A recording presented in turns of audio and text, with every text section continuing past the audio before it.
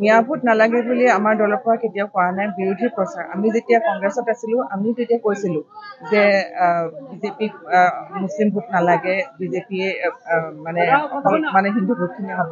কিন্তু কাৰ্যক্ষেত্ৰত আমি যেতিয়া বাহিৰৰ পৰা আমি ক'বলৈ গ'লে সেইখিনি কথা কৈছোঁ, কিন্তু যেতিয়া আমি গম পালোঁ যে প্ৰকৃততে ধৰ্ম নিৰপেক্ষ দলটোৱে হৈছে বিজেপি দল। আমি কংগ্ৰেছত থাকোঁতে আমি সেই হিন্দু মুছলমান কৰি আছিলোঁ। প্ৰকৃততে বিজেপি দলে কৰা নাই। আমি যেতিয়া আঙুলিয়াই থাকিম তেতিয়াও তেওঁলোকৰ মুখত হিন্দু মুছলমানেই ওলাব।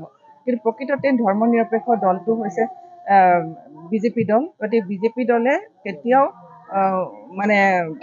মুছলমানৰ বা মিয়াৰ কথা বেয়াকৈ কেতিয়াও কোৱা নাই।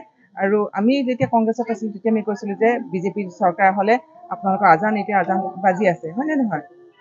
গতিকে আজান বন্ধ হ'ব, মাইক বজা বন্ধ হ'ব, নামাজ পঢ়া বন্ধ কৰিব, এনেকুৱা ধৰণৰ কথা বতৰাবিলাক তেতিয়া আমাৰ মুখৰ পৰা ওলাইছিলে।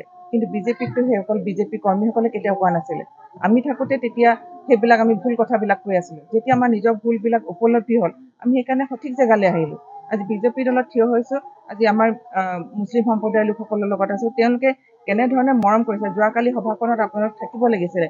কুন্তলীৰ যিখন সভা, যেনেকৈ মুছলমান ৰাইজ 100%ই মুছলমান ৰাইজ আছিলে। গতিকে তেওঁলোকে যেনেধৰণে সমৰ্থন জনাইছে, অভূতপূৰ্ব সমৰ্থন। এইটো অকল এইদ বুলি নহয়, সকলো অঞ্চলতে তেনেকুৱা ধৰণৰ কথা। ইতিমধ্যে আপাৰ আছামত যিবিলাক ফাৰ্ষ্ট ফেজৰ নিৰ্বাচন হৈ গৈছে বা দ্বিতীয় পৰ্যায়ৰ নিৰ্বাচন মধ্য অসমত হৈছে, সেই সকলোতে আমি মুছলিম ভোট ভাল ধৰণে পাবলৈ সক্ষম হৈছোঁ।